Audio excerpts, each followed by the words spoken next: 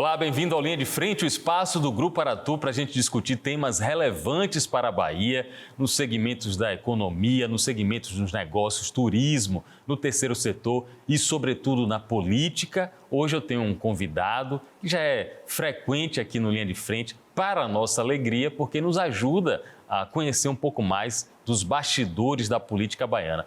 Eu estou falando do presidente do PT, Éden Valadares, que está há 4 anos, 2024, é o 4º ano que você já está à frente do Diretório Estadual do PT, né, Éden? Seja bem-vindo, Linha de Frente. Obrigado, Pablo, obrigado sempre. Um abraço a todo mundo da TV Aratu, da Aratu On. 4º ano do mandato que foi prorrogado, seriam apenas 4 anos de mandato. A direção nacional resolveu prorrogar por mais 2 anos para a gente não passar esse começo de governo Lula, de retomada, de reconstrução do Brasil. O PT não está olhando para o próprio umbigo e fazendo disputa sobre a direção, as direções, né, nacional, estaduais e municipais. Então, o Diretório Nacional resolveu prorrogar por mais 2 anos.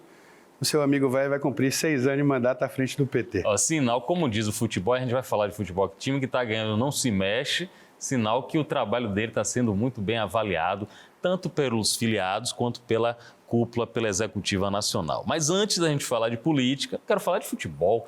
Esse homem aqui é torcedor de arquibancada do Bahia. Ô Éden, deixa eu dizer, o ano de 2023 foi ano para cardíaco, para uma pessoa que tem um coração forte, torcer para o Bahia e sobreviver nesse ano aí. Como foi o ano de 2023 para o torcedor do Bahia? Inesquecível no sentido dessa gangorra, dessa montanha-russa de emoções e de... Quer dizer, começa o ano com a SAF, com investimento de 140, 150 milhões. Aí investe muito, mas a gente percebe que no campo esse time não rende. Então a alegria de ter dinheiro, depois a tristeza de contratar mal. Faz até um primeiro semestre razoável, ganha o Baiano, mas passa vergonha na Copa do Nordeste. E vai para o Campeonato Brasileiro inacreditável. É pressionado, digamos assim, no sentido positivo. Porque o Vitória subiu, o Vitória foi campeão da Série B, ganhou o torneio de acesso, o que é bom para o futebol da Bahia, mas para o torcedor do Bahia estava preocupado. Imagina, o Vitória sobe e o Bahia cai. Então o torcedor tricolor estava muito agoniado. Então, um ano inesquecível pelas emoções e com um final, graças a Deus, espetacular, aquele milagre ali da Fonte Nova ou o milagre da Vila Belmiro. Eu não sei qual foi o santo ou os santos, né, que nos deram essa alegria, mas foi muito bom. Teve o ano, culminou o final do ano com a eleição de Emerson Ferretti para a presidência da Associação Esporte Clube Bahia, que muita gente fala é só 10%, só manda em 10% do Bahia, mas tem um simbolismo muito grande, é um craque, é um ídolo do clube. Como você avaliou essa composição que levou Emerson para a gestão? Participamos dela, meu grupo político participou dela lá no Bahia. Eu já fui conselheiro do Esporte Clube Bahia e tal. Tem uma galera que a gente se organiza, mandar um abraço aí para todo mundo. Nosso grupo se chama MR88, que é um grupo de esquerda, aí a gente faz uma brincadeira com o MR8. Aí a gente Movimento fez Revolucionário. 8 de outubro, a gente fez um MR88. Mandar um abraço para todo mundo, para Tiago, para Sócrates, para Bruno da Mata, Mano Góes, todo mundo está nesse grupo, Paiaca, enfim. Nós apoiamos esse movimento com a chegada de Emerson. Claro, se a gente olhar em termos financeiros, é 10% da SAF, né, da Sociedade Anônima do Futebol. Mas é quem representa politicamente, institucionalmente o clube.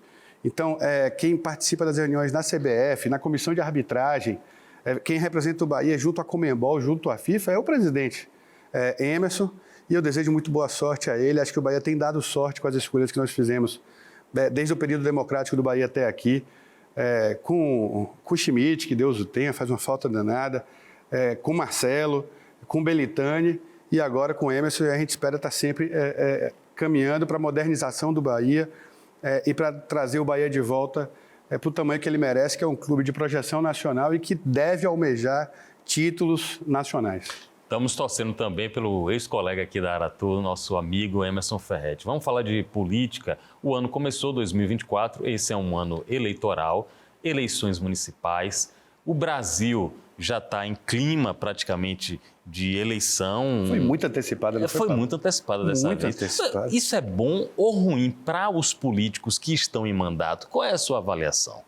Eu penso que é ruim. A gente precisa ter um período de estabilidade, de baixar as armas um pouco, para a gente poder, quem ganhou, governar, e quem perdeu fazer oposição, mas não nesse clima permanente de disputa que infelizmente tem marcado a política no Brasil.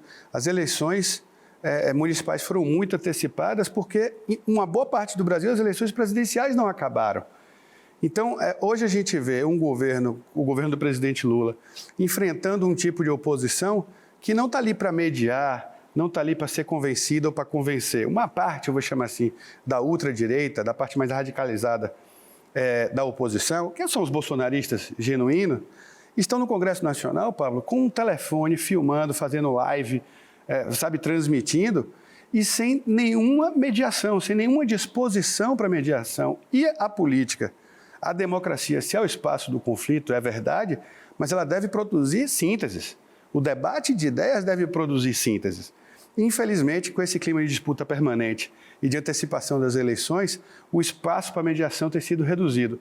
Por isso que nós temos que bater palma e aplaudir o que o presidente Lula já conseguiu fazer de reconstrução das políticas sociais no Brasil, mas o que o ministro Fernando Haddad conseguiu produzir, por exemplo, com a reforma tributária, algo que há 40 anos, 60 anos pautava o Brasil e a gente não conseguia construir unidade em torno disso. E mesmo com esse clima beligerante, eu vou chamar assim, a Haddad conseguiu construir, a gente aprovou, o Congresso Nacional aprovou, uma vitória de todo o povo brasileiro, da sociedade brasileira como um todo, mas claro, tem a participação do Lula e da Haddad fazendo isso. Então, respondendo sobre as eleições estão muito antecipadas e é ruim, não só para a classe política, como para o ambiente geral, o ambiente de negócios, o ambiente de investimento, da imprensa. Só fala de eleição agora em janeiro.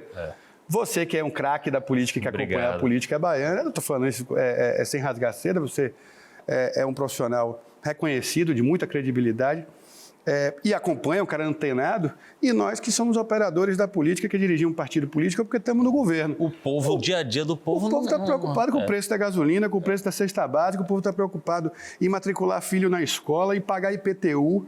Você sabe que esse começo de ano é terrível, a classe média sofre, aí plano de saúde que aumenta, é tudo que aumenta, e os mais pobres estão preocupados em voltar a ter alguma renda e voltar a ter 3 refeições na mesa. Ninguém está pensando em eleição ainda. Quando eu converso com você, me abrem vários colchetes aqui, porque eu vou explorar com Éden os pop-ups. Pronto, você resumiu bem. Um dos pop-ups que agora você abriu na minha mente foi o pop-up do Congresso Nacional. Há alguns meses eu conversei com um correligionário seu, o deputado federal Jorge Sola, e ele estava, como diz na internet, pistola com o Congresso Nacional. Essa própria aprovação da reforma tributária, ele, em outras palavras, falou: Pablo, isso está custando muito caro.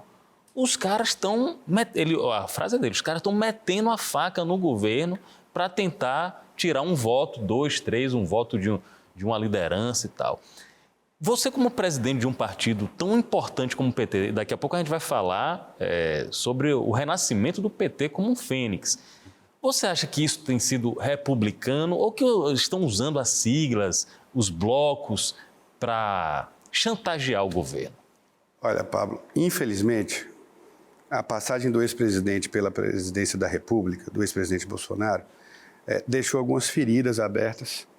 Algumas já estão cicatrizando, outras ainda vão marcar a política brasileira durante muito tempo.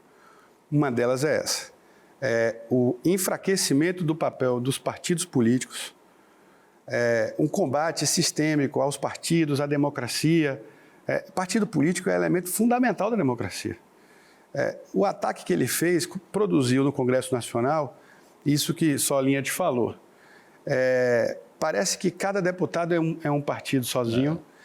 Você não consegue mais montar governo dialogando com as bancadas. Então, o presidente Lula, o ministro Padilha, o articulador político, o senador Jacques Wagner, líder do governo, não consegue mais sentar com o presidente do PP ou com o líder do PP na Câmara e produzir participação no governo e uma pactuação tal que eles consigam entregar os 50 votos. Não, é a cada caso, é a cada votação. Difícil. É muito difícil de governar, de você construir uma maioria sólida em torno de ideia e não em torno do toma lá da cá, de quem conseguiu mais emenda, de quem conseguiu liberar mais emenda.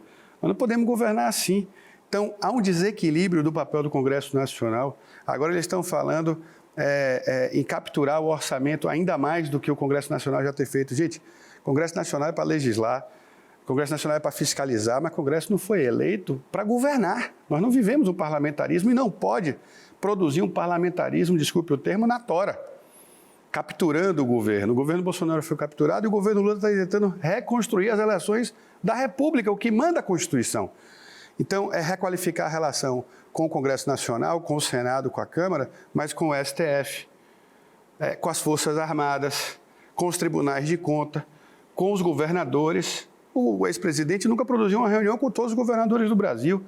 A relação do governo federal, da União, com os prefeitos e prefeitas desse país. Então, é um processo de reconstrução, digamos aqui, da malha institucional brasileira, que vai demandar um tempo. Algumas ainda sangram, essas feridas ainda estão sangrando. Outras o Lula já conseguiu avançar.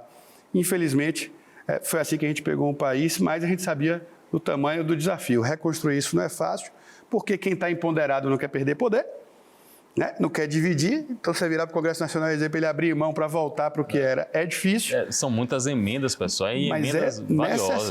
É necessário, repito, deputado federal, senador, tem papel importantíssimo no Brasil, na institucionalidade brasileira, mas não deve capturar prerrogativas ou capturar tarefas, né, exclusivas do governo federal ou da União para si. Aí você trouxe à tona uma questão que é da política, mas também é da filosofia, da sociologia, que é a questão da tese, da antítese e da síntese. Há que se ter sempre debates sobre antagonismo, sobre contradições, mas quando isso provoca e produz um entendimento único, a gente está evoluindo. Quando fica só no campo de batalha, aí a gente está sempre em campanha, como você já mencionou. E você sabe que eu acho que o PT tem um papel importante nisso, porque o PT é fruto dessa dualidade, dessa contradição, desse conflito, vou chamar assim. Inclusive internamente, né? Então, repare, o PT é fundado em 1980 para ser um partido dos trabalhadores e das trabalhadoras no Brasil. Havia partido trabalhista no Brasil, mas não havia partido de trabalhadores e trabalhadoras.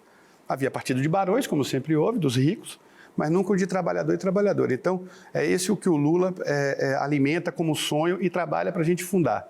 E aí a gente reúne os estudiosos, os marxistas, a gente reúne o pessoal das igrejas, sobretudo da Igreja Católica, e a gente reúne a militância do movimento sindical, daquele novo sindicalismo que estava chegando.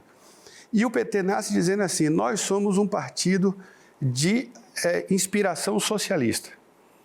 Então, nós somos um partido contra a ordem capitalista que existe no Brasil, nós somos um partido contra essa ordem. Ao mesmo tempo, aqui está a contradição, nós nos propusemos a disputar a eleição, participar dos parlamentos e governar prefeituras, governo do Estado e governo federal. Então, há uma contradição de ser um partido da ordem, contra a ordem, e ser um partido que vai administrar essa ordem capitalista. Sim. E aí, então, como é que consegue balancear? O PT tem outra contradição. Nós seremos um partido de quadros. Esse é um debate antigo na esquerda, sobre partido de quadro ou partido de massa. Então, nós seremos um partido de quadros no sentido de que nós vamos formar grandes pensadores, gente com muita bagagem teórica, de conhecimento sobre o Brasil, e formar grandes quadros para virarem grandes deputados, prefeitos, governadores e tal. Ou nós seremos um partido de massa, um partido aberto para o povo, e que o povo dirige o PT. Isso também sempre foi uma contradição que a gente conviveu. E que, como você disse, as teses e antíteses, o PT conseguiu produzir grandes sínteses que mudaram a história da Bahia e do Brasil. Tem uma tese e uma antítese que diz muito a respeito do que vai acontecer ao longo desse ano, principalmente em relação aos pleitos municipais, que é a questão do PT como cabeça de chapa ou não nas principais cidades aqui da Bahia. Salvador já está definido, isso foi recente, inclusive, que será o MDB o cabeça de chapa na figura do vice-governador Geraldo Júnior. O PT não ficou satisfeito com isso. Por quê? Aí eu vou colocar a minha visão dos fatos. O número 13 tem uma força, não só uma força simbólica, mas na prática é um número que elege muita gente. Isso não prejudica a campanha de vocês? Acredito que não. Primeiro assim, satisfação é um termo, digamos, do campo da emoção.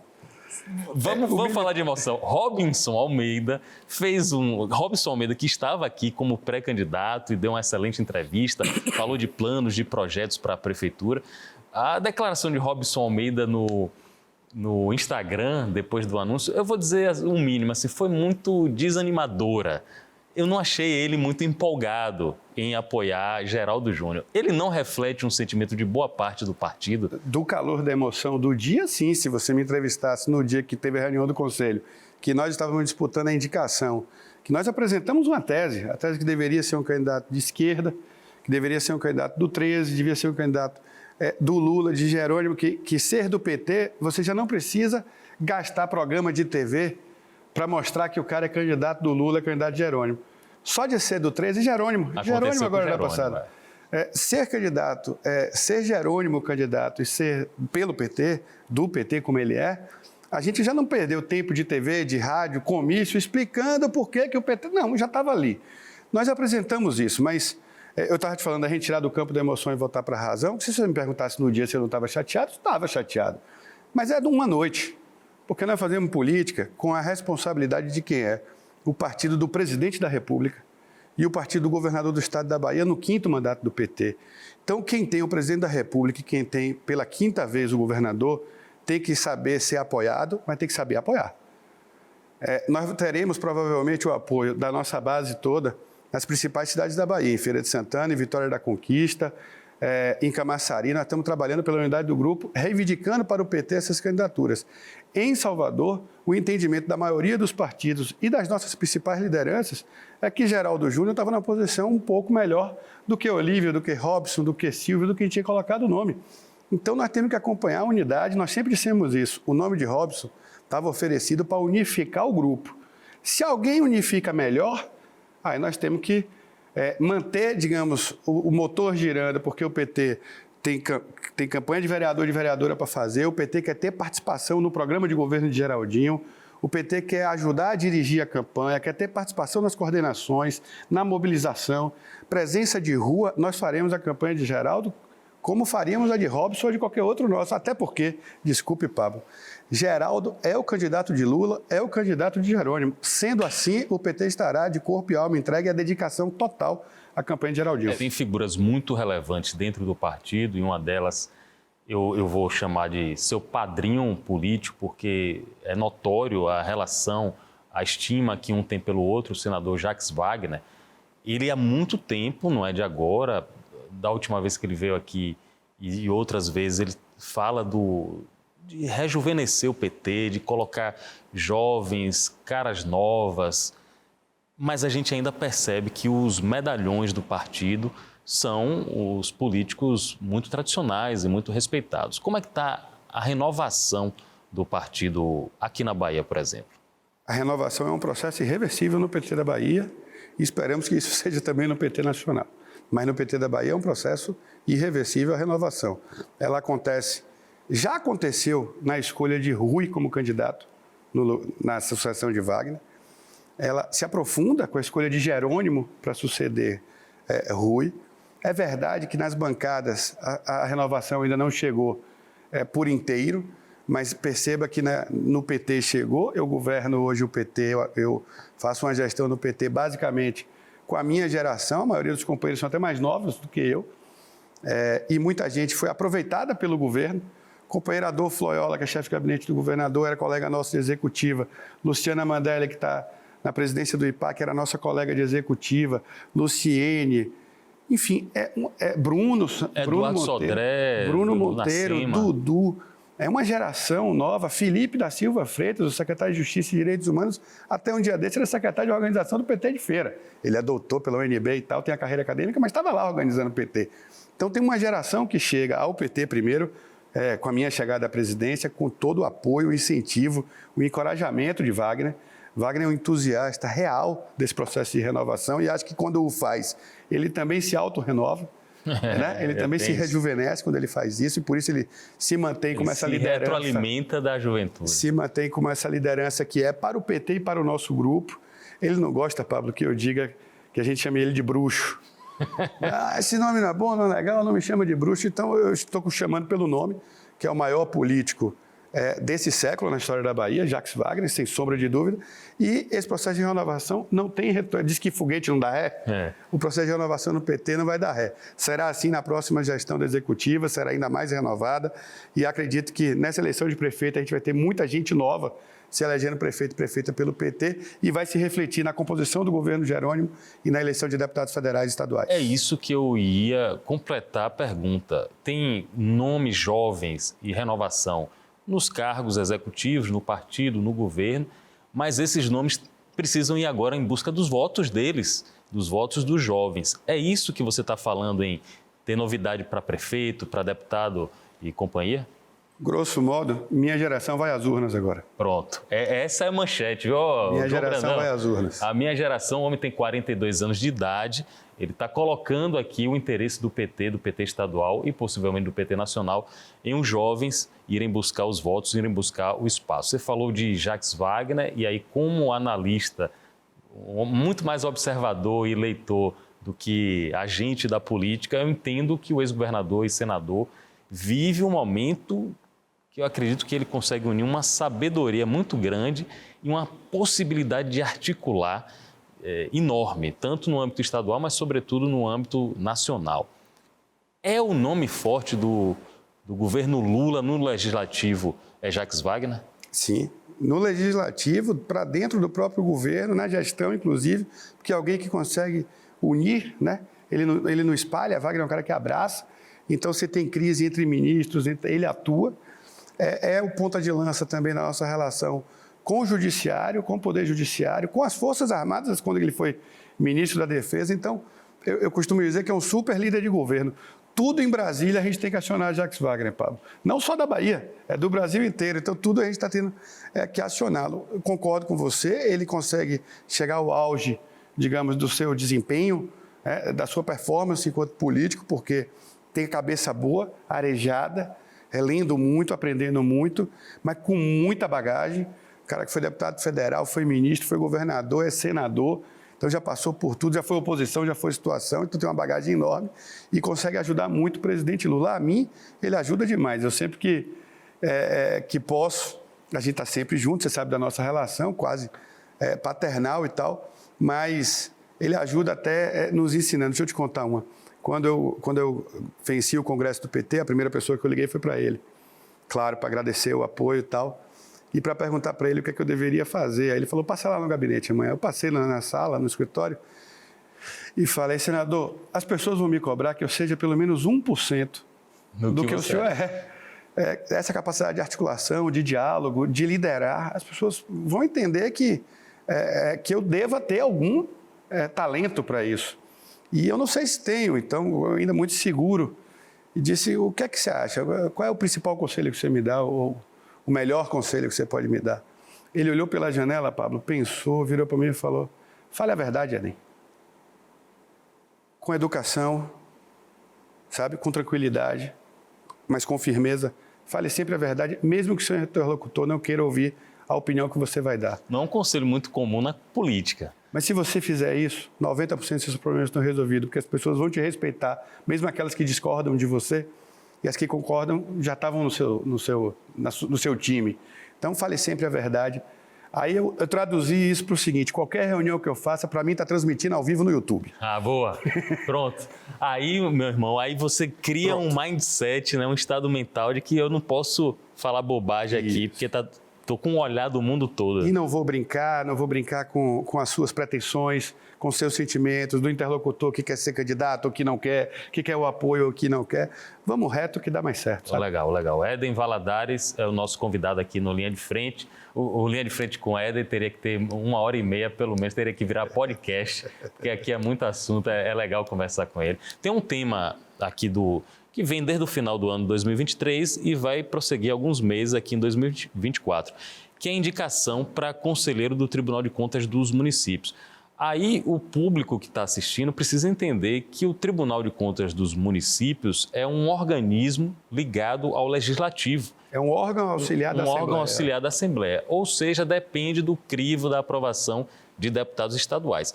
E está uma disputa muito grande por essa próxima vaga. Tem candidato do PCdoB, como o Fabrício Falcão, tem possível candidato como Marcelo Nilo, que é ligado à ala de Assemineto, e tem um candidato do PT. Vai dar o quê? Você que ainda não é o bruxo Jacques Wagner, mas você tem boas informações. Quem é que vai ficar com essa vaga? Eu sou suspeito porque o PT apresentou uma candidatura e claro que eu torço e vou trabalhar para que seja Paulo Rangel o próximo conselheiro. Eu acho que já tem algumas coisas resolvidas dentro da casa, que é, primeiro, a vaga caberá a um deputado estadual ou ex-deputado estadual, que há muito tempo não há indicação de um deputado estadual. Nós elaboramos no PT que deveria ser alguém da federação, porque o PT pagou um preço muito alto na eleição passada, a gente perdeu o mandato de Neuza Cadori, a gente perdeu o mandato do companheiro Marcelino Galo, a gente perdeu o mandato de Jacó, perdeu o mandato de Bira, 4 parlamentares importantíssimos para a esquerda e para o PT, que infelizmente não conseguiram renovar seu mandato. Então, ao fazer alguém da federação, a gente traria uma a mais, sabe? E que tentaria aí, reduzir danos nas perdas que a bancada teve. O PCdoB, em determinado momento, estava com a pré-candidatura de Fabrício, mas também apresentava o nome do deputado federal Daniel Almeida, que também chegou a andar pela Assembleia, pedir voto e tal, se apresentar.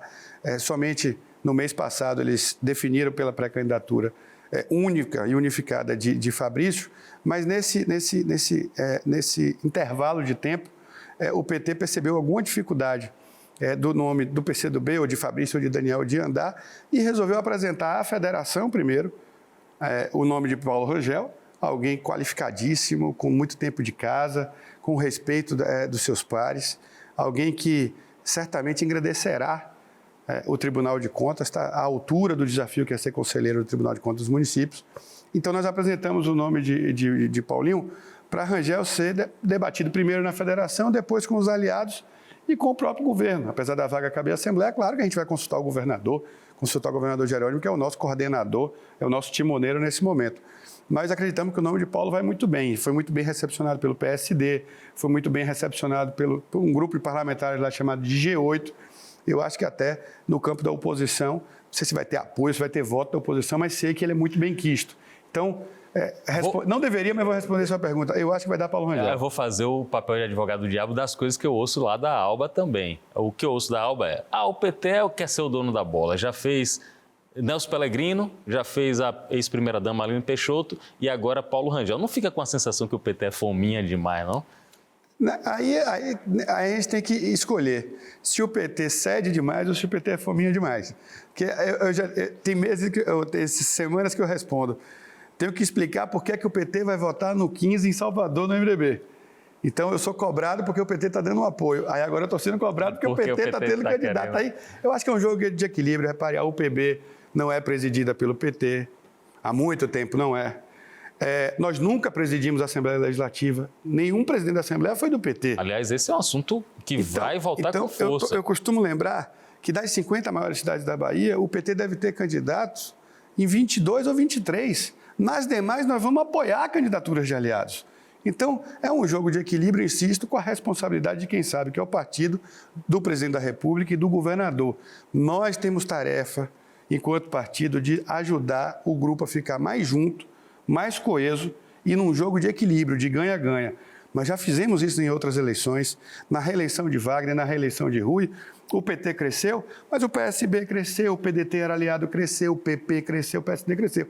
Dá para fazer um jogo em que todo mundo se sinta partícipe, né? Que todo mundo se sinta consignatário e que todo mundo sinta que está tendo espaço para apresentar a sua opinião e a crescer junto. Então vamos falar de equilíbrio. Na sequência da escolha do nome para o TCM, aí teremos a disputa para presidente da Assembleia Legislativa. Caso, admitindo que vai ser Paulo Rangel mesmo, o candidato do PT da Federação e que seja aprovado no âmbito da Assembleia. Isso sepulta o interesse de Rosenberg Pinto de ser presidente da Assembleia pelo PT?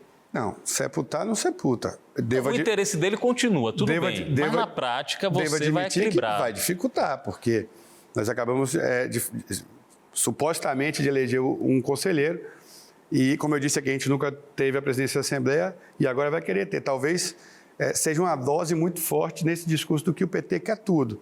Mas isso é um caso, primeiro, para as bancadas, para os deputados estaduais debaterem qual perfil quer para a presidência, quem tem reais chances de vitória, porque também não é só sentar a bancada do governo e escolher A, B ou C, se não combinar direito. A gente já teve eleições muito disputadas para conselheiro e para a presidência da Assembleia.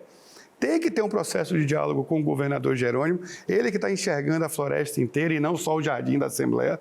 Então, ele está enxergando as eleições municipais, ele está enxergando as outras vagas de tribunais, ele está enxergando a eleição de deputado federal e de deputado estadual.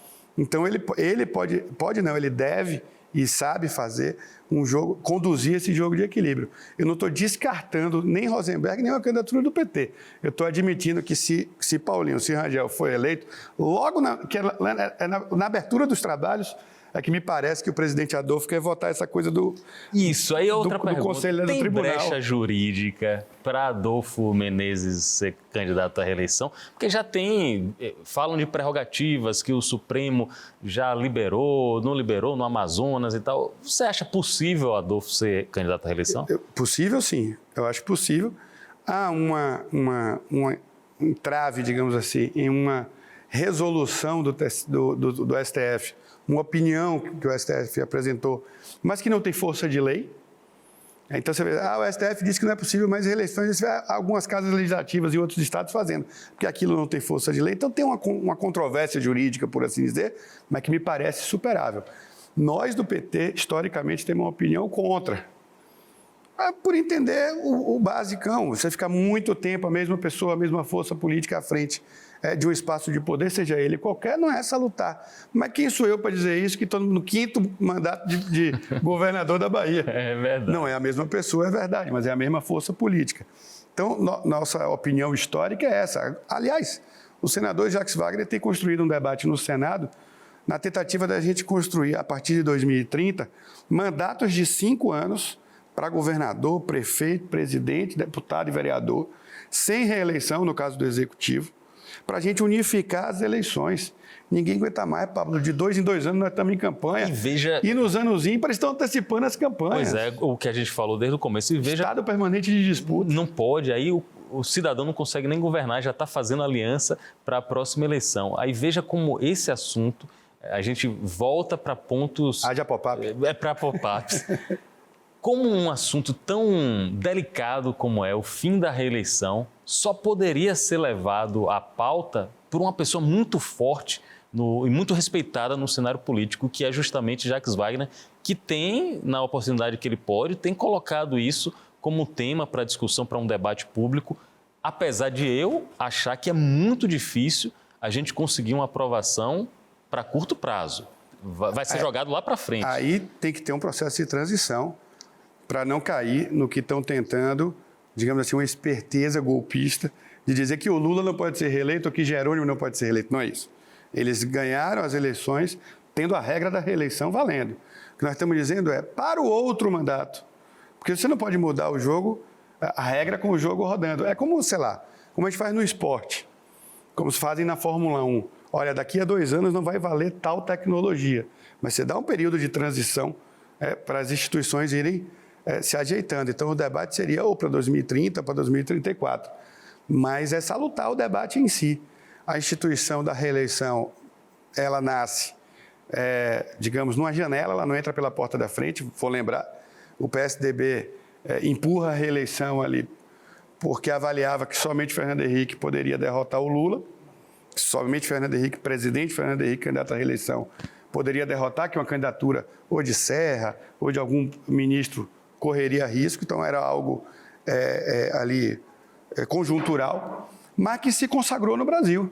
A reeleição é um instituto consagrado no Brasil. É muito difícil você tomar a cadeira de um governador, de um presidente ou de um prefeito candidato à reeleição. Então, no voto popular, no apoio popular, nas urnas, a reeleição foi consagrada. O que nós estamos avaliando, e aí é um debate sério, aprofundado, não é um debate de conjectura de interesse imediato, se não está na hora da gente unificar as eleições, dar um mandato um pouco maior de 5 anos para a pessoa poder trabalhar, o prefeito, o governador poder trabalhar um pouco com mais tranquilidade, porque seria o primeiro ano da eleição, o último da eleição, no mínimo 3 anos sem nada de eleição no horizonte, para focar em gestão, focar em entrega, focar em trabalho, e talvez a gente tirar o Instituto da Reeleição para que a gente não perpetue tantas caras as mesmas caras como há hoje. Aí vamos com reeleição aqui. Antes de terminar, eu tenho que falar sobre isso. O pré-candidato à reeleição em Salvador é o prefeito Bruno Reis. É muito alvo de algumas críticas, inclusive bem-humoradas, por parte de Éden Valadares. Eu vou falar o seguinte... Eu acho que a ACM Neto e Bruno Reis não vão me convidar para o aniversário dele. Talvez não. Talvez não. Agora, deixa eu dizer uma coisa. Eu conheço os dois, Éden e Bruno Reis, e tem até uma personalidade, e vocês têm uma personalidade parecida. Vocês são pessoas leves, são pessoas... Eu vou usar uma metáfora aqui. São pessoas que eu chamaria para uma mesa de dominó. Legal. Que a gente conversaria, mas eu não tenho absolutamente nada contra ele. É sobre isso que eu queria perguntar. Zero. Algumas críticas que você faz a Bruno Reis são críticas bem-humoradas, não é nada ofensivo, não é nenhum ataque, mas pegam em pontos que eu acho que tocam o político, tocam o prefeito. Talvez o incomode? Talvez incomode. Por que isso? Mas, é o papel da oposição?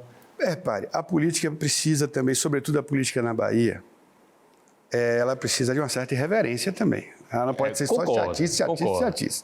Então, uma pitadinha de pimenta... Isso é bom. Isso é bom, isso não é ruim. E do lado de lá ele também faz, botar um pouquinho de dendê, botar um pouquinho de pimenta não é ruim, sem ofender e sem tratar das coisas pessoais. Eu tô nessa há muitos anos, eu filiei ao PT no dia que eu fiz 18 anos, eu nasci dentro do Sindicato dos Trabalhadores Petroleiros, sou cria do PT, sou filho do PT. E eu tenho responsabilidade com o meu partido e com a política. Você pode olhar, por mais ácida que tenha sido qualquer crítica que eu tenha feito, qualquer comentário, eu nunca citei a família de ninguém, não. Eu nunca citei patrimônio de ninguém, sabe, onde estuda, onde o filho deixou de estudar, o que está fazendo da vida pessoal é outra coisa. Aprendi com o Wagner, ele venceu as eleições a primeira vez em 2006 contra o carlismo, com Antônio Carlos Vivo, sem citar o nome de ACM, sem citar o nome dele. Então, eu venho dessa escola, da escola de Zezéu, da escola de Jacques Wagner. Vez ou outra, eu dou uma cutucada para ver se o cara reage. Falou que ele gosta de cantar, que está fazendo festival de música. Foi a mais recente de Éden, viu, Cleiser? Ele falou assim, ele gosta de cantar, festival de música aqui. Mas aí eu venho para a pergunta. Você acabou de confirmar uma coisa que é notória no Brasil. Quem está no mandato, quem está no cargo, dificilmente perde a reeleição. Eu imagino que vocês estão pensando alguma estratégia muito forte para conseguir superar essa reeleição. Estratégia não tem mágica, a estratégia é a mesma. É uma candidatura de alguém leve, como nós entendemos que Geraldo é. Alguém que conhece Salvador, foi 2 vezes presidente da Câmara, o pai foi prefeito, foi vereador, ele é vereador, foi vereador, conhece cada canto da cidade, mas a estratégia é a mesma, é a unidade do grupo de Lula e de Jerônimo. Nós vamos apostar nisso para apresentar um programa alternativo para a cidade. Não é zerar os governos de Neto e de Bruno. Nós temos que reconhecer onde avançou, mas eles também têm que reconhecer que para a maioria da cidade, a cidade não melhorou. Nós perdemos competitividade econômica. Por que 200 e tantas mil pessoas foram embora de Salvador? Porque a gente é uma cidade cara, Paulo. É multa muito cara, é imposto muito caro, viver em Salvador é muito caro e não tem renda. Então nós temos que trabalhar isso até para que as sínteses sejam bem produzidas. As nossas antíteses e as teses deles produzam saídas para Salvador. Mas a nossa tática é a mesma, é uma candidatura leve, com a unidade do grupo e trabalho e humildade.